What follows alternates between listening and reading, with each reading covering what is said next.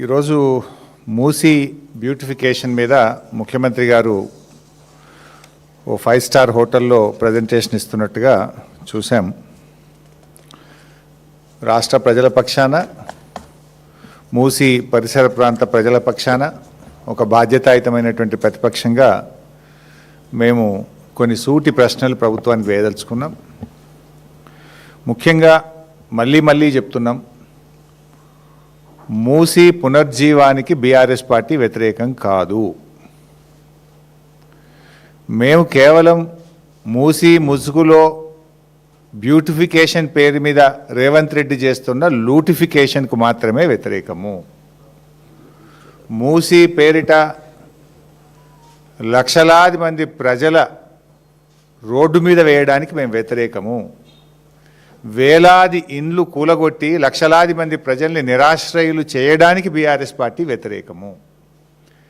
BRS పార్టీయే, మా ప్రభుత్వం, మా నాయకుడు కేసీఆర్ గారు, కేటీఆర్ గారు ఆ రోజు మూసీ బ్యూటిఫికేషన్కు మేము శ్రీకారం చుట్టాం.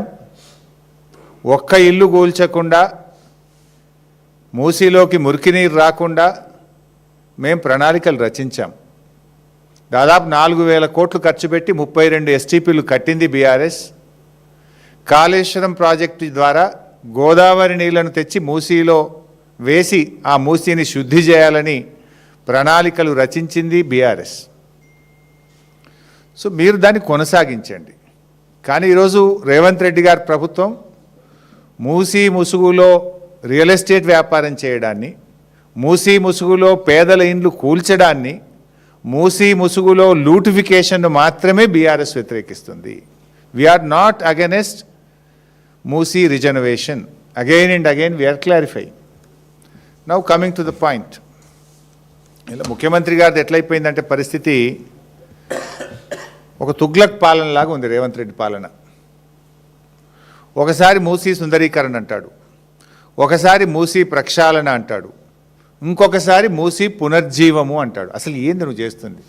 ప్రక్షాళననా, సుందరీకరణనా, పునర్జీవమా? ఏది? పూటకో మాట చెప్తూ ఇలా పేదల ఇల్లు కూల్చే హక్కు నీకు లేదు. బేసికల్లీ మూసీని మీరు ఏం చేయదలుచుకున్నారు? ఎకలాజికల్ ప్యూరిఫికేషనా, యాస్థెటిక్ బ్యూటిఫికేషనా? ఎకలాజికల్ ప్యూరిఫికేషన్కు బీఆర్ఎస్ ప్రభుత్వం శ్రీకారం చుట్టింది. దాన్ని మీరు కొనసాగిస్తే సంపూర్ణమైన మద్దతు ఇస్తాం. మూసీలో మురికి నీరు ప్రవహించద్దు, మూసీ దిగువన ఉండేటువంటి రైతాంగానికి స్వచ్ఛమైన నీరు వెళ్ళాలి, దానికి మేము అనుకూలం, అది మీరు చెయ్యండి. కానీ యాస్థెటిక్ బ్యూటిఫికేషన్ ముసుగులో రియల్ ఎస్టేట్ వ్యాపారాన్ని మాత్రమే మేము వ్యతిరేకిస్తున్నాం. So government has to clarify, మీరు ఎకలాజికల్ ప్యూరిఫికేషన్ చేస్తారా, యాస్థెటిక్ బ్యూటిఫికేషన్ ముసుగులో పేదల ఇల్లు కూలుస్తారా? This is our straight question. Musi మీద చిత్తశుద్ధి ఉంటే మొట్టమొదలే పేదల ఇళ్ళ మీద పడతారా? ఇప్పుడు వికారాబాద్ నుంచి మొదలుకుంటే దాదాపు 100 కిలోమీటర్లు అనేక పరిశ్రమలు, గ్రామాలు, పట్టణాలు, వాళ్ళంతా కాలుష్యం దాంట్లోకి వస్తుంది. First you have to arrest that. అది ఆపకుండా మూసీ బ్యూటిఫికేషన్ ఎట్లయితుంది? ప్యూరిఫికేషన్ ఎట్లయితుంది? వికారాబాద్ నుంచి స్టార్ట్ చేయండి మీరు. అసలు ఆ వికారాబాద్ దగ్గర ఎస్టీపీ పనిచేస్తలేదు నీ గవర్నమెంట్ వచ్చినప్పటి నుంచి. వికారాబాద్ మురికంతా ఇళ్ళకే కలుస్తుంది. అసలు దాన్ని పట్టించుకోకుండా ఎంతసేపు పేదల ఇండ్లు కూలుస్తా, పేదల భూములు నేను ఆక్రమణ చేస్తా, ఎక్వైర్ చేస్తా, ఎందుకు పేదలు ఎంట పడ్డావు? ఒకవైపేమో ఖజానా లేదంటావు, డబ్బులు లేవంటావు, రైతులకు రైతు బంధు ఇవ్వంటే డబ్బులు లేవంటావు, విద్యార్థులకు ఫీజు రియంబర్స్మెంట్ ఇవ్వంటే డబ్బులు లేవంటావు, రిటైర్డ్ ఉద్యోగులకు పెన్షన్ బెనిఫిట్లు ఇవ్వండి అంటే డబ్బులు లేవంటావు. కానీ 1,50,000 కోట్లతోని మూసీ సుందరీకరణకు మరి డబ్బులు ఎక్కడి నుంచి వచ్చినాయి? అంటే నీకు రైతులంటే నీకు మనసు రాదు, రిటైర్డ్ ఉద్యోగులంటే నీకు మనసు రాదు, ఎస్సీ ఎస్టీ బీసీ విద్యార్థుల స్కాలర్షిప్ ఫీజు రియంబర్స్మెంట్ డబ్బులు ఇవ్వమంటే నీకు మనసు రాదు. ఎందుకంటే నీకు అక్కడ కమిషన్లు రావు. ఈ 1,50,000 కోట్ల రూపాయలతోని నీ కమిషన్లు, నువ్వు రియల్ ఎస్టేట్ రూపంలో నీ లూటిఫికేషన్ ఇక్కడ వస్తుంది కనుక దీని ఎంటబడ్డవు. నువ్వు నీ ప్రాధాన్యతలు రైతులు కాదు, నీ ప్రాధాన్యతలు విద్యార్థులు కాదు, నీ ప్రాధాన్యతల్లో ఉద్యోగులు, రిటైర్డ్ ఉద్యోగులు లేరు. ఇంకో దిక్కు పైసలు లేవంటావు, మిస్ వరల్డ్ పోటీలకు 100 కోట్లు ఖర్చు పెడతావు, 100 కోట్లు పెట్టి నీ క్యాంప్ ఆఫీస్ కట్టుకుంటావు, 100 కోట్లు ఖర్చు పెట్టి ఫుట్బాల్ షోకులు తీర్చుకుంటావు, 100 కోట్లు ఖర్చు పెట్టి ఇతర రాష్ట్రాల్లో పేపర్ అడ్వర్టైజ్మెంట్లు ఇచ్చుకుంటావు, 1,00,000 కోట్లు ఖర్చు పెట్టి మూసి బ్యూటిఫికేషన్ చేస్తా అంటావు, 1,00,000 కోట్లు ఖర్చు పెట్టి ఫ్యూచర్ సిటీ కడతా అంటావు. మరి వీటన్నిటికీ పైసలు ఉంటాయి కానీ పేద విద్యార్థులకో, రైతులకో, మహిళలకో, మహాలక్ష్మి ఇవ్వడానికో దానికి ఎందుకు డబ్బులు ఉండయి? అంటే నీ ప్రియారిటీస్ వేరు. నీ ప్రాధాన్యతల్లో రైతులు లేరు, ఎస్సీ ఎస్టీ బీసీ విద్యార్థులు లేరు, నీ ప్రియారిటీలో ఉద్యోగులు లేరు, మహిళలు లేరు. ఇవాళ నువ్వు ఇంత అర్జెంటుగా 5 స్టార్ హోటల్లో అయ్యాలో ఏదో పీపీటీ అంటున్నావు, డిపిఆర్ అంటున్నావు, అది కూడా క్లారిటీ లేదు, గందరగోళం అంతా. అసలు చర్చ జరగాల్సింది ఎక్కడ? మూసీ పరివాహక ప్రాంతంలో ఉన్న ప్రజల మధ్య చర్చ జరగాలి. ఆ ప్రజలలో ఉన్న భయాందోళనలు తొలగించాలి, ఆ ప్రజలకు ఉన్నటువంటి అనుమానాలను నివృత్తి చేయాలి. అంతా ఆగమాగం, సగం సగం, ఏది సరిగా ఉండదు. నీది అన్ని అబద్ధాలు, Goebbels Goebbels Goebbels. Revanth Reddy కాదు, గోబల్స్ రెడ్డి నువ్వు. నేను ఆధారాలతో సహా చెప్తా, ఉత్త మాటలతో. ఎన్నడన్నా దేవుని మీద ఒట్టు పెట్టి కూడా మాట తప్పినవు నువ్వు. మొన్న మిర్యాలగూడలో మున్సిపల్ ఎన్నికల్లో పోగానే మున్సిపల్ ఎన్నికల తెల్లారే రైతు బంధు పైసలు వేస్తా అని కూడా మాట తప్పినవు.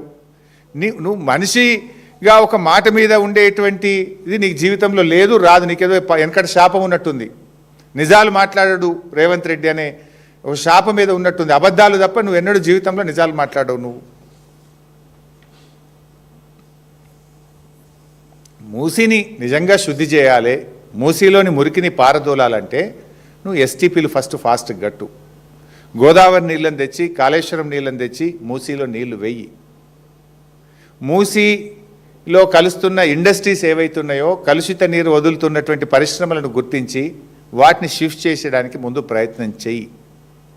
ఇది చేయకుండా ఇవాళ 10,017 ఇండ్లు కూలగొడతా అని చెప్పి ఇది గవర్నమెంట్ ఇచ్చిన గెజిట్ నోటిఫికేషన్. మూసీ పేరిట రేవంత్ రెడ్డి ప్రభుత్వం ఇచ్చిన గెజిట్ ఇది. 10,017 ఇండ్లు కూలగొడతాము, 3,279 ఎకరాల భూమిని సేకరిస్తాము అని ఇది రేవంత్ రెడ్డి ప్రభుత్వం ఇచ్చినటువంటి గెజిట్. 10,017 ఇండ్లు కూలగొట్టారట. 10,017 ఇండ్లు అంటే ఎన్ని లక్షల జీవితాలు కదా. ఒక్కొక్క ఇంట్లో 5-10 మంది ఉంటారు.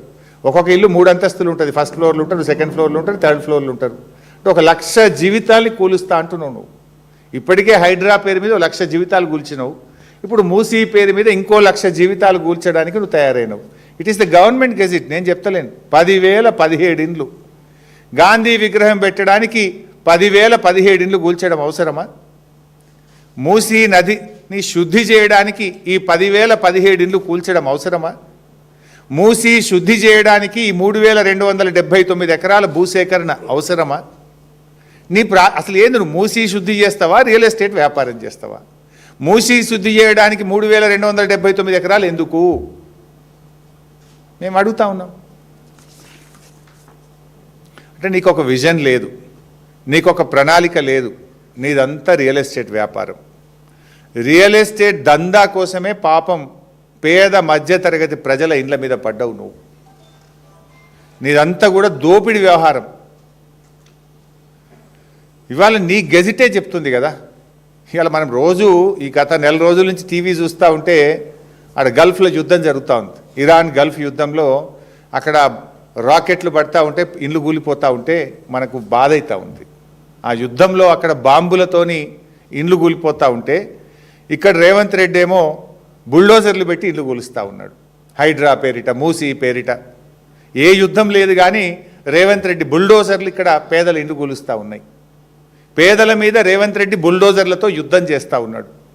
ఇది 10,017 ఇండ్లు కూల్చుడేంది?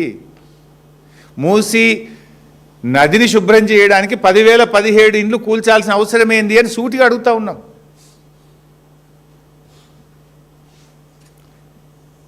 రాహుల్ గాంధీ గారేమో బుల్డోజర్ రాజుకు వ్యతిరేకమని దేశమంతా తిరిగి చెప్తాడు. మరి రేవంత్ రెడ్డి కూల్చే ఈ బుల్డోజర్ రాజ్యం రాహుల్ గాంధీ కనబడతలేదా? రాహుల్ గాంధీ నువ్వు దేశానికి ఏం చెప్తావు? నీ మాటలు ఒకటి ఉన్నాయి. ఏ రాష్ట్రంలో అయితే నీ కాంగ్రెస్ పార్టీ అధికారంలో ఉందో దాంట్లో పూర్తిగా నీ ముఖ్యమంత్రి నీ మాటలకు భిన్నంగా ప్రవర్తిస్తున్నాడు. ఉత్తరప్రదేశ్లో జరిగే బుల్డోజ్ రాజుకు తెలంగాణలో జరిగే బుల్డోజ్ రాజుకు తేడా ఏమున్నది? ఆడగదే ఇండ్లు గులగొట్టుడు, ఈడగదే ఇండ్లు గులగొట్టుడు కదా. మరి నువ్వు ఆడ పోరాటం చేసినావు, ఇక్కడ నీ ముఖ్యమంత్రికి ఎందుకు మొట్టికాయలు వేస్తలేవు? బుల్డోజ్ రాజును బంద్ చేయమని రేవంత్ రెడ్డికి ఎందుకు చెప్తలేరో రాహుల్ గాంధీ గారు ఈరోజు సమాధానం చెప్పాల్సిన అవసరం ఉంది. ఇవాళ ఇంకా చాలా విషయాలు కూడా ఉన్నాయి. బట్ నేను కొన్ని ఇలా డాక్యుమెంట్స్ కూడా ప్రజల ముందు పెట్టదలుచుకున్నా. సూటిగా స్ట్రైట్ క్వశ్చన్స్ రేవంత్ రెడ్డి ప్రభుత్వానికి ఒక 8 ప్రశ్నలే అడుగుతాను, ఎక్కువ కూడా అడగదలుచుకోలేదు. చాలా ఉన్నాయి కానీ డీటెయిల్గా మళ్ళీ అసెంబ్లీలో మాట్లాడతాం. I have a straight 8 questions. ఇవాళ ముఖ్యమంత్రి మరేదో ప్రజెంటేషన్ ఇస్తున్నాడు, దాని సంగతి ఏందో చెప్పాలి. నేను రేవంత్ రెడ్డిని అడుగుతా ఉన్నా, మూసీ నదికి డిపిఆర్ వచ్చిందా? ఇప్పుడు నీ ప్రాజెక్టుకు నువ్వు చేయబోతున్నటువంటి ప్రాజెక్టుకు డిపిఆర్ ప్రిపేర్ అయిందా? డిపిఆర్ ఉంటే పబ్లిక్ డొమైన్లో పెట్టు, ప్రజల ముందు పెట్టు. ఒకవేళ డిపిఆర్ ప్రిపేర్ కాకపోతే ఎందుకు నువ్వు పేదల ఇల్లు కూలుస్తున్నావు? ఎందుకు ఆ పేద మధ్యతరగతి ప్రజలకు నోటీసులు ఇచ్చి నిద్రలేని రాత్రులు ఎందుకు గడిపేలా చేస్తున్నావు? నేను అసెంబ్లీ డాక్యుమెంట్ మీ ముందు పెట్టబోతా ఉన్నా. ఇది మొన్న పోయిన అసెంబ్లీ సెషన్లో జనవరి 2026. ఇది this answer is approved by honourable chief minister కింద చూడండి. ఈ సమాధానము ముఖ్యమంత్రి యొక్క సంతకంతో ఆమోదంతో ఆ శాసనసభలో పెట్టామని, ఇది శాసనసభలో ముఖ్యమంత్రి గారు ఇచ్చినటువంటి సమాధానం. Question number 1363. The details of the progress achieved regarding the Moosi revitalization project.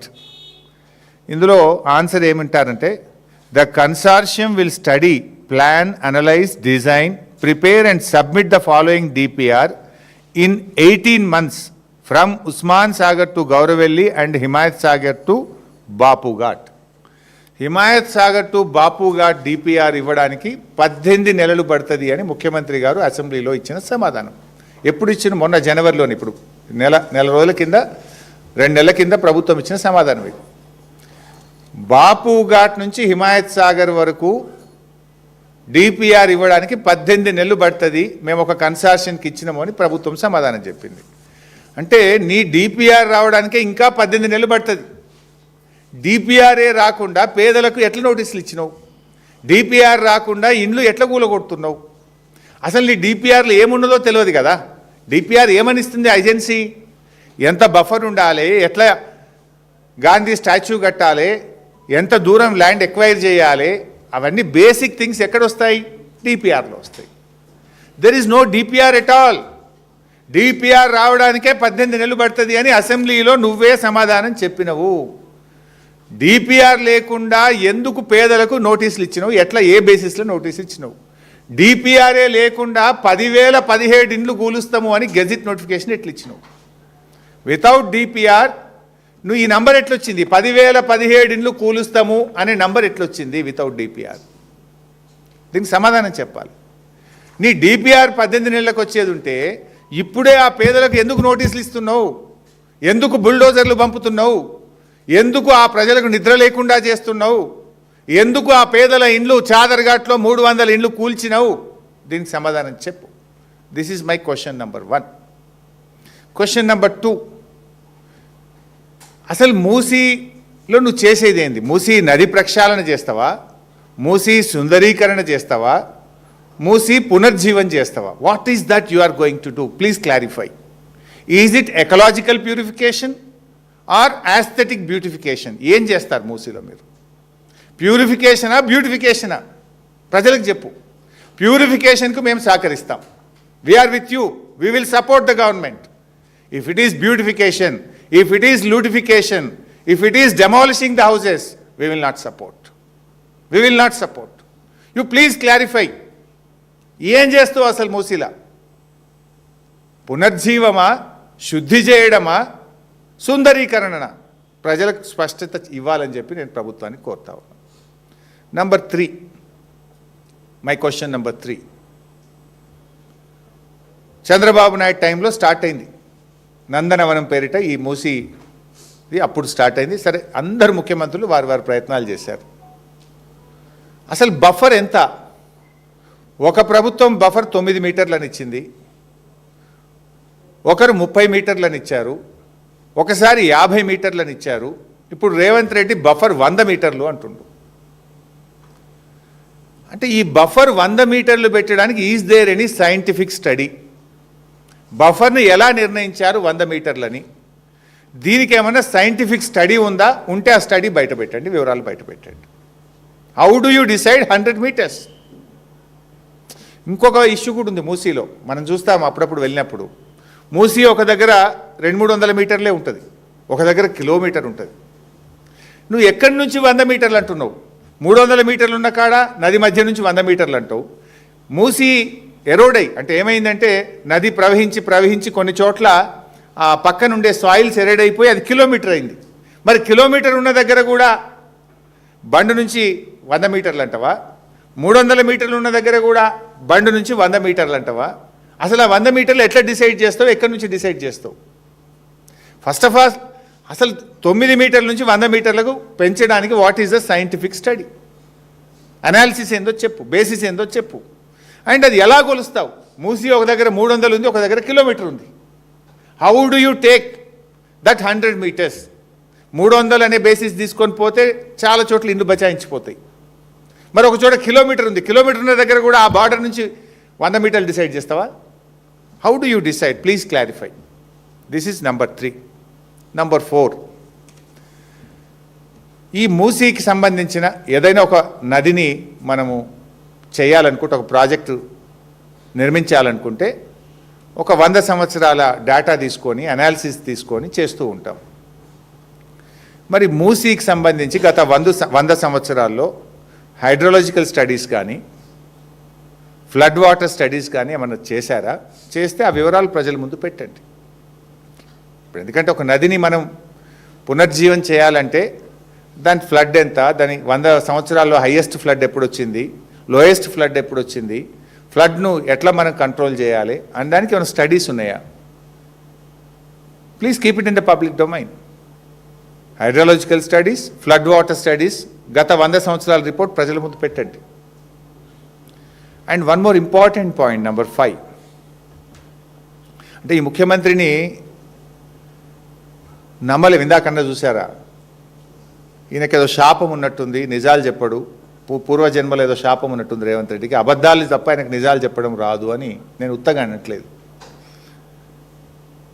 I will show another 2 documents now. Point number 5, శాసనసభలో ముఖ్యమంత్రి గారు ఏడీబీ లోను మూసీ ప్రాజెక్టుకు శాంక్షన్ అయింది అని చెప్పిండ్రు. అది చదివి వినిపిస్తా. ఫస్ట్ ఆఫ్ ఆల్ పారాగ్రాఫ్ 3లో, ఇది జనవరిలో 1363 క్వశ్చన్ నంబరు, ముఖ్యమంత్రి రేవంత్ రెడ్డి ఇచ్చిన సమాధానం. The project divided into 5 zones, Zone 1, 2, 3, 4, 5. Musi River Development Corporation Limited is taking up Zone 1 reach for 21 kilometers, Usman Sagar and Himayat Sagar to Bapu Ghat. Out of 55 kilometers under phase 1, the Asian Development Bank has agreed for funding rupees 4,100 crores. Asian development bank 4,100 కోట్ల రూపాయలు ఇవ్వడానికి ఒప్పుకున్నది అని స్వయంగా ముఖ్యమంత్రి గారు ఇది శాసనసభలో చెప్పినటువంటి సమాధానం. ఇగో ఇది ఏడీబీ లెటర్లు. These are the 3 Asian development bank లెటర్లు. ఇందులో 3 లెటర్లు ఉన్నాయి. ఇది 15th December 2023. Asian development bank ఏం చెప్పిందంటే, ఇంకా డిపిఆర్ రాలేదు, ఇంకా మేము అనాలిసిస్ చేస్తాము, మా రూల్స్ మా పద్ధతులు అన్నీ పాటిస్తేనే లోన్ శాంక్షన్ చేస్తాము అని 15 December 2025 చెప్పిండ్రు. తర్వాత ఇక్కడ మూసీ బాధితులందరూ కలిసి ఏషియన్ డెవలప్మెంట్ బ్యాంక్తో మీటింగ్ పెట్టుకుంటే ఇది January 23 minutes of the meeting of Asian development Bank. ఇందులో no ADB financing approved and no DPR submitted by Musi River Development Corporation Limited. మాకు డిపిఆర్ రాలేదు, మేము లోన్ శాంక్షన్ చేయలేదు అని ఇది జనవరి 23, 2026 నాడు ఇది ఏడీబీ మినిట్స్. దెన్ లేటెస్ట్ నిన్నగాక మొన్న ఇది 11th March 2026, ఇవాళ 13 కదా, 11th March నిన్నగాక మొన్న ఏషియన్ డెవలప్మెంట్ బ్యాంక్ ఇచ్చినటువంటి లెటర్, మేము ఇంకా లోన్ శాంక్షన్ చేయలేదు, ఆ రోజు ఏదైతే ఉందో ఈరోజు కూడా అదే స్టేటస్లో ఉంది, మాకు డిపిఆర్ రాలేదు, మేము లోన్ శాంక్షన్ చేయలేదు అని నిన్నగాక మొన్న ఏషియన్ డెవలప్మెంట్ బ్యాంక్ ఇచ్చినటువంటి లెటర్ ఇది. అసెంబ్లీలో ఏం చెప్పిండు, జనవరిలో లోన్ శాంక్షన్ అయిపోయింది, 4100 కోట్ల రూపాయలు ఏషియన్ డెవలప్మెంట్ బ్యాంక్ లోన్ మంజూరు అయిపోయిందని చెప్పి శాసనసభలో చెప్పిండు. ఇంత పచ్చి అబద్ధాలు మాట్లాడే ఈ ముఖ్యమంత్రి మాటలు ప్రజలు ఎట్లా నమ్మాలి? ఎట్లా నమ్మాలి? దేవుని మీద ఒట్టు పెట్టి రుణమాఫీ ఎగ్గొడుతీవి, మున్సిపల్ ఎన్నికలలో మిర్యాలగూడ సభలో ఎన్నికలైన తెల్లారి రైతు బంద్ వేస్తా అని ఎగ్గొడుతీవి, నిండు శాసనసభలో పవిత్రమైనటువంటి శాసనసభలోనే లోను మంజూరు కాకపోయినా లోను మంజూరు అయిందని శాసనసభనే తప్పుదో పట్టించిన ఈ రేవంత్ రెడ్డిని ఎవరు నమ్ముతాడా? ఎట్లా నమ్మాలి? అందుకే అన్న ఈయన శాపగ్రస్తుడు, అబద్ధాలు మాత్రమే మాట్లాడతాడు. ఇది ఐ డిమాండ్ రేవంత్ రెడ్డి, ఇవాళ నువ్వేదో ప్రజెంటేషన్ పెట్టినావు కదా, మరి లోను మంజూరు అయిందని అసెంబ్లీలో చెప్పినావు, మంజూరు అయిందా కాలేదా, అసెంబ్లీని తప్పుదో పట్టించినవా, అబద్ధం చెప్పినవా, ఇవాళ ప్రజలకు క్లారిఫై చేయి. This is number 5. Now point number 6.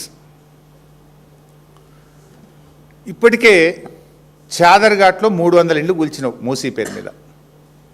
ఒక సంవత్సరం క్రితం, ఏడాది క్రితం ఆగం చేసి డిపిఆర్ లేదు, తల లేదు, తోక లేదు, బడ్జెట్ లేదు, ప్రాజెక్ట్ లేదు, అనాలిసిస్ లేదు, ఏమీ లేదు, చాదర్ఘాట్లో మూసీలో 300 ఇండ్లు కూల్చినావు. మీరేం చెప్తారు?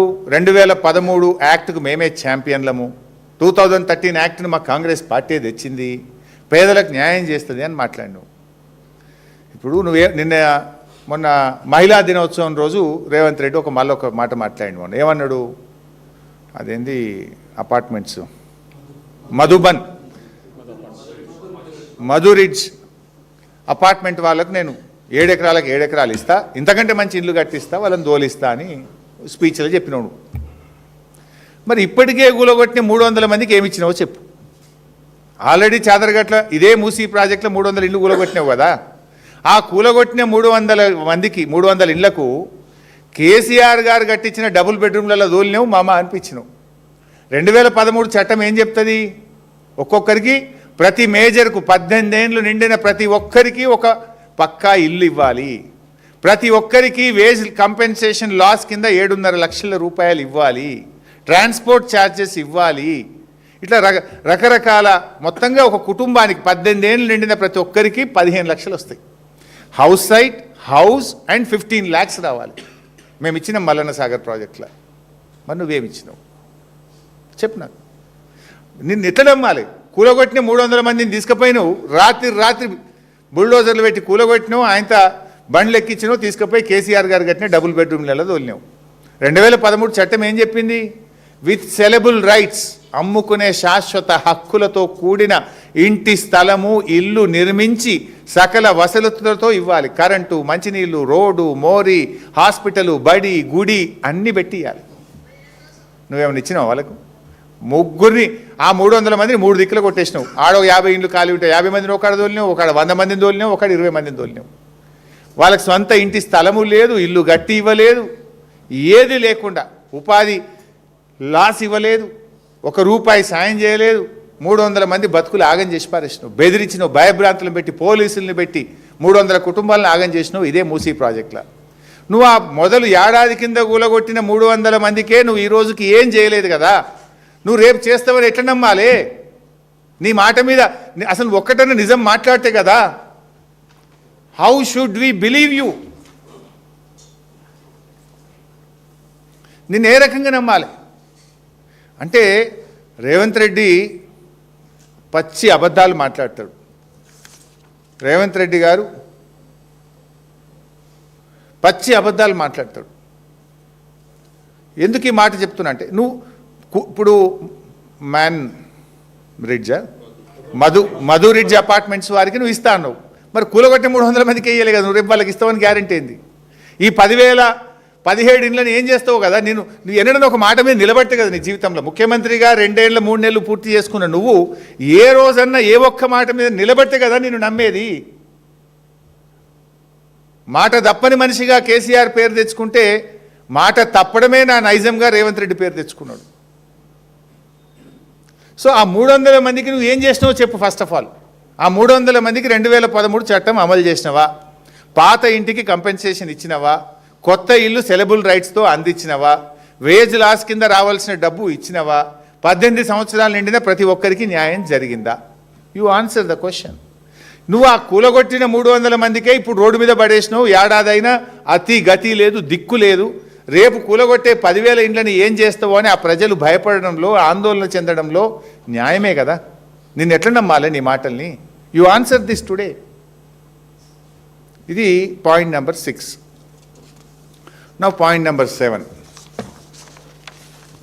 ఇప్పుడు మధురిడ్జ్ అపార్ట్మెంట్ వాళ్లకు నువ్వు 7 ఎకరాలకు 7 ఎకరాలు ఇస్తా, ఇంతకంటే మంచి ఇల్లు కట్టిస్తా అని చెప్పినావు.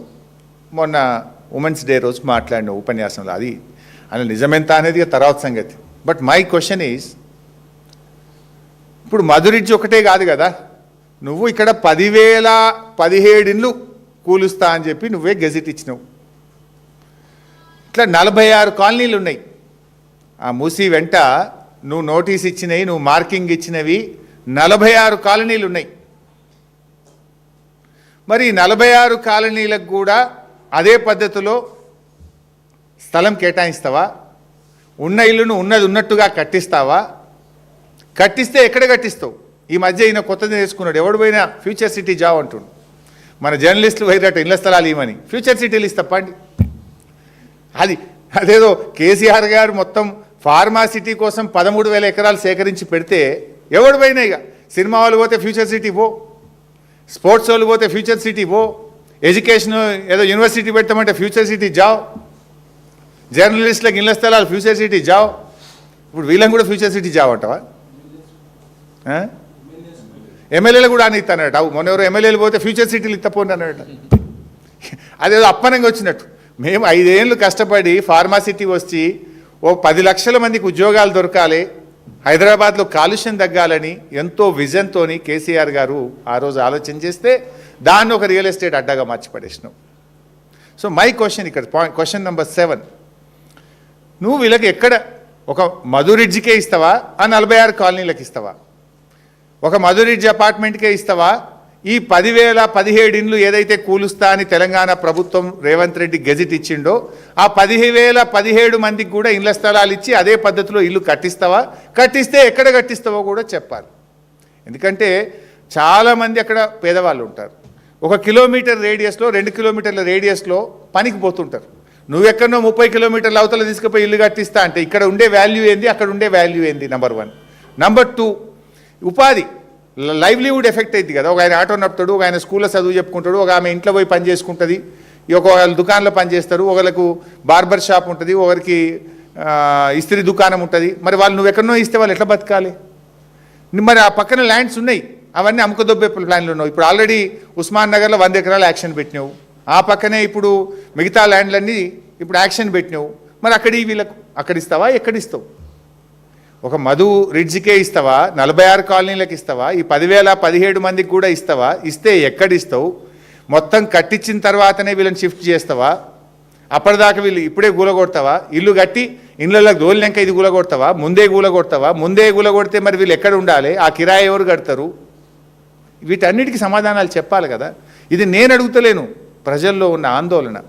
నిన్న ఉదయం నా దగ్గరికి ఒక 100 మంది వచ్చిండ్రు. దాదాపు 3 గంటలు నేను విన్నాను. ఆ వీడియో కూడా రిలీజ్ చేస్తా. 3 గంటలు ఆ 100 మంది మూసీ బాధితులు నా ఇంటికి వచ్చి దాదాపు గంటన్నర సేపు వాళ్ళ బాధంతా చెప్తే నేను పెన్ను పెట్టి రాసుకున్నా. ఇవి వాళ్ళ హృదయాల్లో నుంచి వచ్చిన మాటలు, వాళ్ళ ఆవేదనలో వచ్చినటువంటి మాటలు. వారి పక్షాన్ని నేను అడుగుతా ఉన్నా. This is not my voice, this is people's voice. Sir మరి ముందు గులగొడితే మేము ఎక్కడ ఉండాలి? కిరాయి ఇస్తాడా? ఏడ కిరాయికి ఉండాలి? కట్టించినాక గులగొడతాడా? మరి ఒక మధురిడ్జ్కే కడతాడా? మాకు కూడా కడతాడా? ఎవరికి కడతాడు? ఎట్లా కడతాడు? ఎక్కడ కడతాడు? ఎప్పుడు కడతాడు? డిపిఆర్ఏ రాలేదు, 18 నెలలకు డిపిఆర్ వస్తుంది. These are the questions from the Musi బాధితులు. దీనికి ఆన్సర్ చేయి. This is question number 7. Now the last question number 8. ఇప్పుడు మూసీలో ఇమ్లిబన్ బస్ స్టాండ్ మూసీలనే కట్టిండ్రు, మెట్రో రైల్వే స్టేషన్ మూసీలనే కట్టిండ్రు, ఎస్టీపీలు అనేక ఎస్టీపీలు మూసీ శుద్ధి చేసి స్వచ్ఛమైన నీళ్లు మూసీలో వదిలే ఎస్టీపీలు కూడా మూసీలోనే ఉన్నాయి. అనేక దేవాలయాలు ఉన్నాయి, చర్చిలు ఉన్నాయి, మసీదులు ఉన్నాయి, ప్రభుత్వ ఆస్తులు ఉన్నాయి. మరి అవన్నీ కూడా కూలగొడతావా? క్లారిఫై చేయి ప్లీజ్, క్లారిఫై. ఏమేమి కూలగొడతావు? Imlibun bus stand, metro railway station, ఎస్టీపీలు, దేవాలయాలు, చర్చులు, మసీదులు ఇవన్నీ కూడా కూలగొడతావా? Please clarify. ఏంది నీ స్టాండ్ ఏందో క్లారిఫై చేయి. ఇవి 8 సూటి ప్రశ్నలు మేము ప్రభుత్వానికి చెప్తా ఉన్నాం. అంతేకాకుండా అసెంబ్లీని తప్పుదో పట్టించినందుకు లోన్ శాంక్షన్ కాకపోయినా లోన్ శాంక్షన్ అయిందని చెప్పడం, డిపిఆర్ ఇంకా 18 నెలలకు వస్తుంది. ఈ అసెంబ్లీని తప్పుదో పట్టిస్తూ అబద్ధాలు చెప్పినందుకు అసెంబ్లీలో ముఖ్యమంత్రి గారి మీద ప్రివిలేజ్ మోషన్ కూడా మూవ్ చేస్తాం. ఇది కాకుండా ఈ మూసీ బాధితులు ఎవరైతే మూసీ జన్ ఆందోళన్ అనే ఆర్గనైజేషన్ నా దగ్గరికి వచ్చింది నిన్న ఉదయం. సరే ఇంటెలిజెన్స్ వాళ్ళు చెప్పినరో ఏమైందో పొద్దుగాల నా దగ్గరికి వచ్చిండ్రు. రాత్రి 9కి డిప్యూటీ సీఎం గారు వాళ్ళని పిలిచారు. పొద్దున నా దగ్గరికి వస్తే గంటన్నర సేపు విన్నా. అరే ప్రతిపక్షం వాళ్ళ దగ్గర పోయింది అనుకున్నారో ఏందో ఆదరబాదగా నేను రాత్రి 9 గంటలకు వాళ్ళని పిలిచిండ్రు. ఓ 2 గంటలు మాట్లాడిండ్రు. సరే వాళ్ళని మీటింగ్కి రమ్మంటే మేము రాము, ఇవాళ మీటింగ్ మీరు క్యాన్సిల్ చేయండి, తప్పు మేము రాము మీటింగ్ అని. సరే మేధా పట్కర్ గారు చెప్పిండ్రు, వీరు మూసీ జన ఆందోళన బాధితులు కూడా వీళ్ళు చెప్పిండ్రు. వీళ్ళని మిమ్మల్ని ఏమనము అన్నారు. ఇవాళ హౌస్ అరెస్ట్లో పెట్టిండు వాళ్ళందరినీ. ఇందులో ఒక మనిషిని పొద్దున్నే పోలీసులు పోయి హౌస్ అరెస్ట్లో పెట్టిండ్రు. అంటే మీ తీరు ఎట్లా ఉన్నది అనడానికి చెప్తా ఉన్నా. నిర్బంధాల మధ్య, భయాందోళనల మధ్య బలవంతంగా చేసే ప్రక్రియ కాకపోతే ఎందుకు ఇవాళ హౌస్ అరెస్ట్లో పెట్టిండ్రు? ఈ మేము అడుగుతున్నటువంటి ఈ సూటి ప్రశ్నలకు సమాధానం చెప్పాలని చెప్పి కోరుతా ఉన్నాం. లాస్ట్లో ఇంకొక విషయం కూడా నేను చెప్పాలనుకుంటున్నా. ఏంటంటే ఈ మధ్య రేవంత్ రెడ్డి గారు, నేను పేపర్లో చదివాను, రేవంత్ రెడ్డి గారు మాట్లాడుతూ మేము ఈ మూసీ ప్రక్షాళన శంకుస్థాపనకు కేంద్ర మంత్రి రాజ్నాథ్ సింగ్ గారిని కూడా ఆహ్వానిస్తున్నాము అని అన్నారు. నేను I want to ask BJP రాష్ట్ర నాయకత్వం కావచ్చు, కేంద్ర ప్రభుత్వం కావచ్చు, అంటే మూసీ పేరిట రేవంత్ రెడ్డి చేస్తున్న విధ్వంసానికి, మూసీ పేరిట రేవంత్ రెడ్డి గారు చేస్తున్నటువంటి దోపిడికి, మూసీ పేరిట రేవంత్ రెడ్డి గారు చేస్తున్నటువంటి రియల్ ఎస్టేట్ దందాకు మీరు సహకరిస్తారా? ఎట్లా రాజ్నాథ్ సింగ్ గారు ఈ ఫౌండేషన్ స్టోన్కి ఎట్లా వస్తున్నారు? ఆయన వస్తున్నారో లేదో ఆయన తరఫున నాకు తెలియదు, రేవంత్ రెడ్డి గారు చెప్తున్నాడు. రాజ్నాథ్ సింగ్ గారిని పిలుస్తున్నాము, ఆహ్వానిస్తున్నాము అన్నాడు. ఈ దోపిడికి, ఈ రియల్ ఎస్టేట్ దందాకు, ఈ పేదల ఇండ్లు కూల్చడాన్ని బీజేపీ సమర్థిస్తుందా? క్లారిఫై చేయాలని చెప్పి నేను అడుగుతా ఉన్నా. గతంలో కిషన్ రెడ్డి గారేమో మూసీ పరివాహక ప్రాంతంలో ఇళ్లలో నిద్ర చేస్తానని బయలుదేరినాడు, యాత్ర చేసినారు. మరి ఒకవైపు మీరు యాత్ర చేస్తుండ్రు, నిద్ర చేస్తున్నాము, దీనికి వ్యతిరేకమని కిషన్ రెడ్డి గారు చెప్తున్నారు. ఇంకొక వైపు రాజ్నాథ్ సింగ్ గారు దీని శంకుస్థాపనకు వస్తున్నారని ముఖ్యమంత్రి గారు చెప్తున్నారు. ఏది నిజం?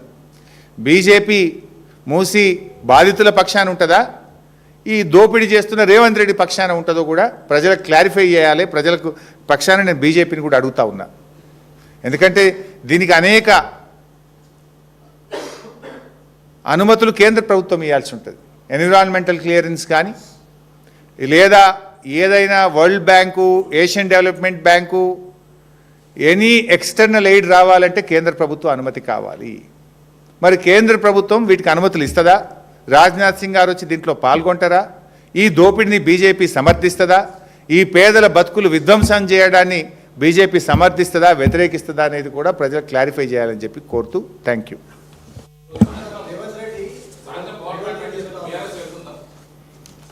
బీఆర్ఎస్ పక్షాన ఏం అడగాలో ఆ బాధితుల పక్షాన, బీఆర్ఎస్ పక్షాన మేము ఇప్పుడు అడిగాం. అసెంబ్లీలో మిగతా విషయాలు అడుగుతాం. మిత్రమా, ఇందాక నేను నా స్టార్టింగ్ లైన్ దయచేసి మీరు చూపించాలి, అదే సమస్య అవుతుంది.